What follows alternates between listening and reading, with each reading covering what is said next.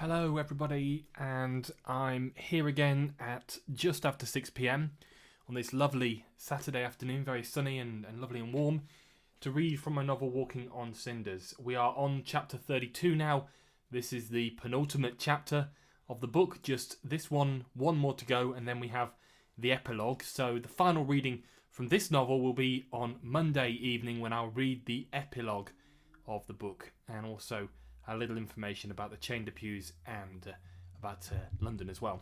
So that is Monday night, but for now we are here for chapter 32. We are not finished yet, and let's get started, hey. First mentioned in 1585 and designed as the medieval session house for the Lord Mayor and Sheriffs of London and Middlesex, the central criminal court of the Old Bailey sits on the line of the ancient city's fortified wall between Holborn Circus and St Paul's Cathedral. Throughout its long history, the court has seen many changes, being first destroyed by the Great Fire of London, and then rebuilt, open to the elements in a push to stem the spread of disease. A second courtroom was added in the 17th century, and various new facades were built into the original design across the decades. In its first 200 years, over 9,000 trials were carried out in court, but even this was exceeded in the modern era. Various conflicts, foreign disputes, and terror threats led to a multitude of accused defendants passing through the dock, both convicted criminals and the innocent damned to hell. But in recent times, this steady flow of trials had stalled, with the war taking precedence and those prisoners who had not committed any serious crime being sent to the front to alleviate the desperate need for more soldiers. These men, it was perceived, had no real future and were therefore a useful solution to a constant problem. The prisoners would fight and die, while those who were truly committed proceeded on a mission to spread good in foreign fields. All of this, then, perhaps explains the hubbub that surrounded those few days in early December when the doors of the Old Bailey were flung open once again, and the crowds gathered on the streets to watch the procession of police cars and vans, one holding the accused, all in preparation for a war trial, the like of which had never been seen in London for decades. Slowly, the squat black vehicle pulled up against the curb, and a man with a slightly bent posture exited on the driver's side. His hair was dark and thick, and he wore a black tailored suit, finished with a pair of sunglasses over his eyes. His clothes matched perfectly with his job description, for this was the man in charge of the investigation. He had been working on the case and gathering information throughout the war before handing it over to officials at Scotland Yard. The man cast a sweeping glance over the crowds before pulling a small briefcase from the inside of the vehicle and walking off towards the entrance of the courthouse, leaving the black van to pull away from the curb and head back towards headquarters. That process was repeated over and over again. As one van pulled away, another arrived, and slowly the witnesses, defence, jury and judge from both sides of the channel all took their places. The last to arrive was the prisoner himself, transported in a black armoured police van without any windows and escorted only by a single car, blue lights flashing as it made its way down the narrow street. The crowd hushed as the man was brought in, each individual straining to get a glance of his face. The Recorder of London, the most senior judge that now remained in the city, had taken his position on the bench. The jury were all seated, and the last of the public and the press had gathered in the gallery. Finally, the accused, one Colonel David Smith, was accompanied to the dock and proceeded to swear against the Bible, the truth, the whole truth, and nothing but the truth. "Good morning," the recorder began, his face stern and emotionless. "I trust we are all well and ready to hear the case of the State versus Smith." Several of the jury nodded, but the judge didn't take any notice. "Now I must take this opportunity," he continued in a dull monotone, "to remind you that the accused must be considered innocent until proven guilty. You will deliberate over this amongst yourselves when we have heard the evidence." He ended with a cough before taking a seat and nodding to a nearby lawyer, a man with very bushy eyebrows, who should now present his opening statement. "Ladies and gentlemen of the jury, my Lord Recorder of London," he wheezed, before trying to speak more clearly, I'm here to represent my client, the United Army of Great Britain, in the case against one Colonel David Smith, accused of treason in the first degree by way of money laundering and then the financing of a large budget offensive by the reformed governments. Furthermore, the accused have been found to have intentionally endangered innocent lives on more than one occasion. In the dock, Colonel Smith squirmed, unable to turn away or ignore what was being said.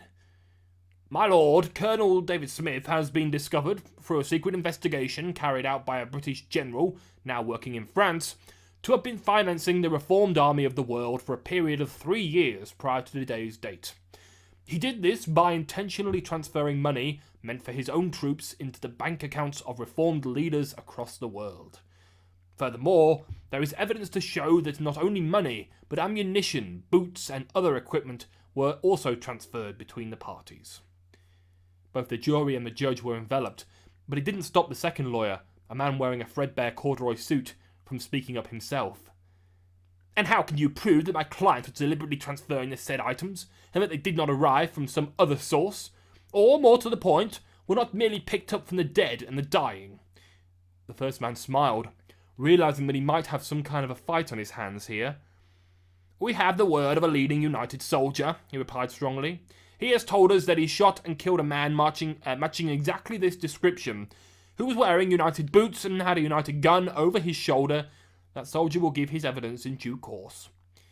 The man in the corduroy suit sat down, defeated for the first time. Continuing with my case against the defendant, it has become clear in recent weeks that he also orchestrated a jet crash which involved 3 of his own United soldiers, placing them in a compromising position and, more interestingly, helping to organise a suicide bomb attack on a cafe right here in the centre of London. An attack which heralded the beginning and the end of the war. There was a great intake of breath from those present.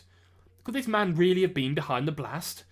They had all witnessed it, in person, on the television, and in the newspapers. Up in the public gallery, Jennifer felt ill as everything finally connected and her previous life came back to her in one sudden rush. I would like to know why you think the Colonel would have done any motive for such a thing, the other lawyer shouted in rage, now standing up so that he gained a little more prominence. That is simple. On the morning of the attack, a government detective was waiting inside for a woman by the name of Jennifer Wells. Belle and Renee Levette sat bolt upright. She, known by the government to lead a double life as a waitress and the force's sweetheart, was to carry secret intelligence on the inner workings of the Reformed Army into the heart of France and then transfer them to one Major General Sir Adam Dutale. The detective was waiting at her place of work, in order to try and convince her that she should accept the offer, having denied it in the past. As for the jet crash, well, the situation following the terrorist blast became so severe that the government had no choice other than to place the documents in the force's sweetheart's belongings, without her prior knowledge, of course, given that she was now travelling to France to perform. In both cases, Colonel David Smith wished to destroy the said documents. Everyone loved the revelations, and the public gallery was alive with whispers. For Jennifer, though, it was all too much, and she remained hunched against Ewan's shoulder, having fainted during the previous speech. I would now like, the lawyer with the large bushy eyebrows began again, to call the first witness for the prosecution, one Major General Sir Adam Dutale. Suddenly, Colonel Smith, who had kept his head down throughout, looked up to see his French counterpart walking slowly towards the podium. He watched the man swear against the Bible as he had done, and presently he thought how much older he looked. The war had really taken its toll on both his body and soul. Could you please tell us, sir, of your relationship to the accused, and provide evidence of any wrongdoing? Certainly. My name is Major General Sir Adam Dutale, Commander-in-Chief of the Chain-de-Puys French military base, and I have been following the work of Colonel David Smith for many, many years. Prior to the outbreak of war, I was lucky enough to be working in the same department as the Colonel, and I found him to be an amicable fellow, although perhaps a little too indecisive when it came to matters of money. Are you saying that the military finance confused this man? The lawyer interjected. In a word, no, sir, Dutale continued. I am saying that if there was a monetary reward on offer for his department, or the chance of promotion or wage increase, then the Colonel would, more often than not, take it. Sitting in his chair, Colonel David Smith smiled. It had already started. The ball of string was unwinding and there was no way he could escape. The man with the bushy eyebrows continued to question Dutail, cementing the fact that the Major General had been using his own undercover agents to find large gaps in the Colonel's finances and those of the Thames Regimental Barracks, gaps of subsequent amounts of money that tallied directly with the purchase of new weapons and machinery on the other side of the world. The jury listened to intercepted phone calls between Colonel Smith and various reformed leaders, discussing financial initiatives in evidence which had been shouted down by the other lawyer, his bald head almost turning crimson as he strained to prove his client's innocence. His only question was directly aimed at Dutail. "If you had known about the jet crash before it was going to happen, then why didn't you make any effort to stop it?" "Well," the Major General said calmly, "if I had intercepted the Colonel's plans, it would have blown the whole operation." The bushy-eyebrowed lawyer was on the offensive again. "I'd like to ask the defendant how he discovered the said documents were on board the jet plane, and indeed on the Force's sweetheart's person." "Until that point, the widely held belief was that the documents would stay in the United Isles of Great Britain, given the Force's sweetheart had already declined several offers to transport them." Colonel David Smith stood in the dock and paused for a moment. Why should he answer the question? "I overheard a phone call," he said quickly. His voice was deep and shaky. "And who was taking this phone call?" "No comment." "Oh, come on, Colonel. Was it not the Singer's manager on the evening prior to the deployment? Any fool could work out that much." There was silence for a moment. Colonel Smith had been beaten again, and he turned to sit down defeated. But if he had thought the Major General's evidence quite damning, then there was worse to come. "Babineau," he breathed, making sure that nobody else could hear. "I don't believe it." The jury looked on as the lawyer introduced his second witness and asked him for evidence that might corroborate Major General Dutail's story. "I must tell you," Commandant Babineau began slowly, "that in the 3 years I have worked for Major General Sir Adam Dutail, I have never once been asked to do anything that is beyond my duty." Colonel Smith faltered. Was he hearing this right? Working for Dutail? Surely his mind was playing tricks on him. "Yes, that is right," Babineau continued, as if taunting the Colonel.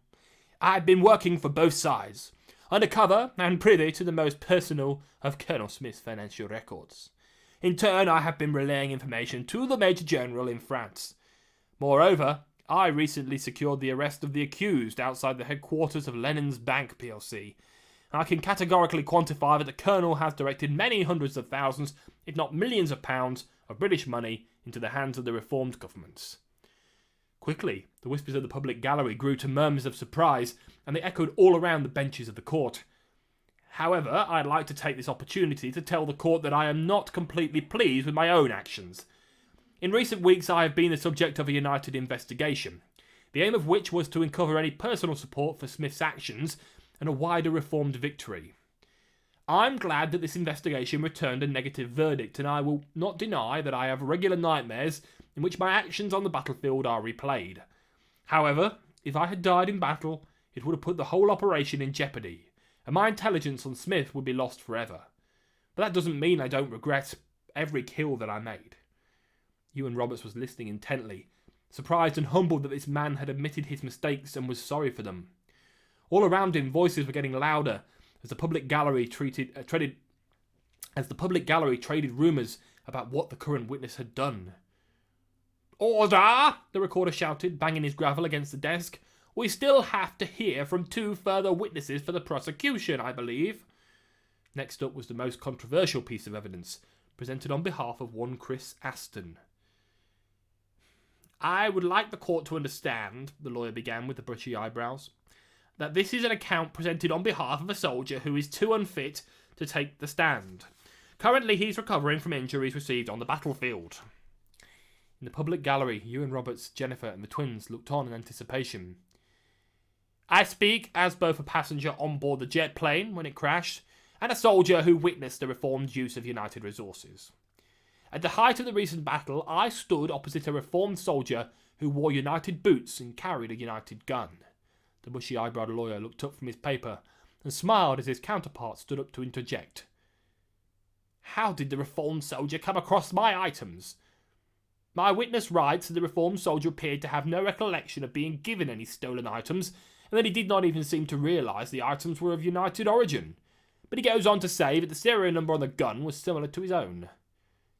Similar, eh? The other lawyer replied. It sounds to me as if your witness is unsure. Perhaps his injuries have affected his memory. This account can surely not be deemed plausible, considering that the reformed soldier in question has no memory of receiving such goods. Perhaps he took them off one of the many United corpses. Ewan Roberts was angry, unable to control himself any longer.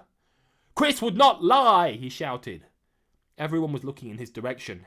He shouldn't have said it, and was returning to his seat embarrassed and forlorn at his outburst. I think that is quite enough, the recorder shouted before anyone else could speak. Yes, my lord, the lawyer with the bushy eyebrows replied. In that case, I will call my final witness. The dock was soon graced by a short, stocky man with thin greying hair, his only defining feature being a black eye patch which he wore over his right eye. Can you state your name and occupation? The lawyer asked. Yes. The man's voice was slow, as if he had been affected by some great trauma. My name is Arthur Bingham, and until a few weeks ago, I was a full-time government detective. And how, may I ask, did you develop the loss of sight in one eye? The man paused, his good eye looking all around the courtroom until it finally settled upon Colonel Smith. He grimaced. I received the injury after fleeing from Strand Sandwiches prior to the bomb blast. I watched a man walk into the cafe I watched a man walk into the cafe, and I was waiting for his return. I deemed him highly suspicious. When he didn't return, I crossed the street to have a cigar. It was then that the blast struck.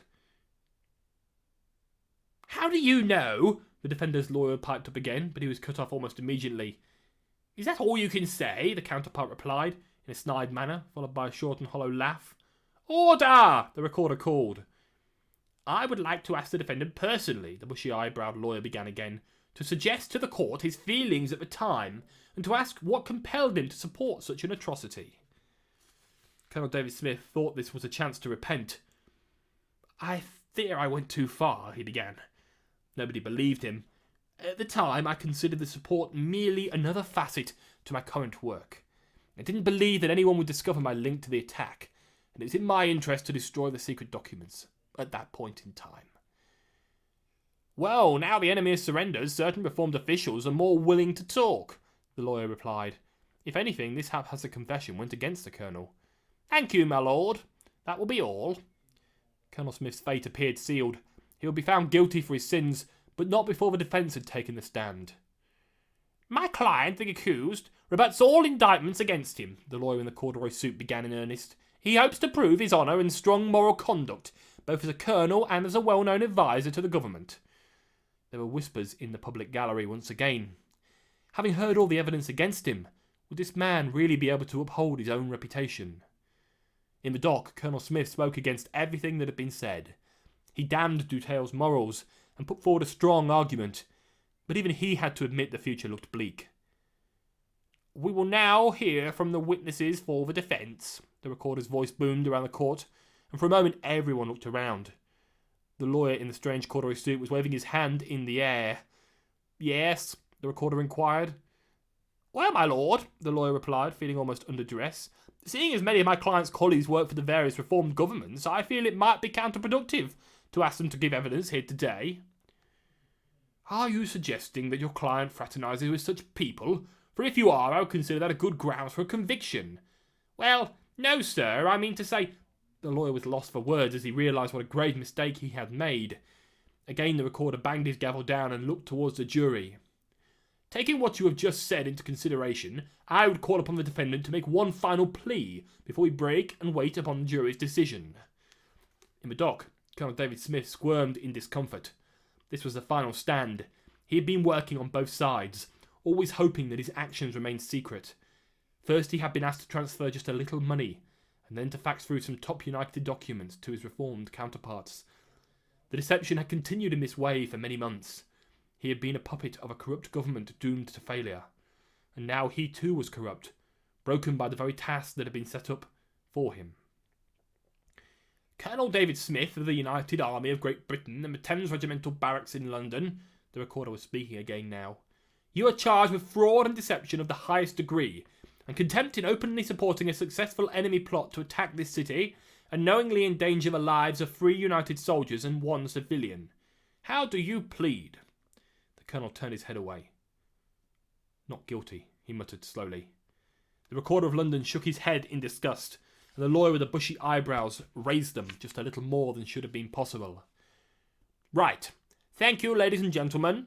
We will now adjourn for a period of 1 hour to allow the jury time to consider their verdict." That single hour was the worst of Colonel David Smith's life. He had stood in the dock and waited until the very last people had exited before he paced slowly towards the opposite side. Here he had spoken for a moment with his lawyer, considering the man's professional opinion, continuously trying to come to terms with his fate. A leading colonel stripped of his rank and thrown inside. There was no escape now, no time to repent, or even say goodbye. He should have done that on the day they left London. Slowly, the Recorder of London raised the gavel high and brought it down. "Order!" he called, immediately silencing those who were still jostling for a place in the gallery. "We will now consider the remarks of the jury and their verdict." The courtroom was silent as the judge took his seat again, and an old lady with big round spectacles stood up amongst her judiciary colleagues. She had a sharp pointed nose and small pert lips. It gave her a look of intelligence, and she had obviously been very well educated. "Having considered all the evidence," she squeaked, "and the strong testimonials from both sides, we found it natural to come to this decision." "And your verdict is?" the Recorder questioned from behind his desk. "We conclude upon a guilty verdict for the accused on all counts." The crowd was shouting before the lady even had finished speaking, for a verdict like this had always carried such a response. Again and again the Recorder brought his gavel down, calling for order. Colonel David Smith fell to his knees at the edge of the dock. "I find the defendant guilty on all counts," the Recorder was saying now, "with a prison sentence of no less than 20 years. Immediately, 2 burly policemen entered court to escort the colonel away. Then the usher stood up, a man who nobody had noticed before, and gave those final words. "The court shall stand."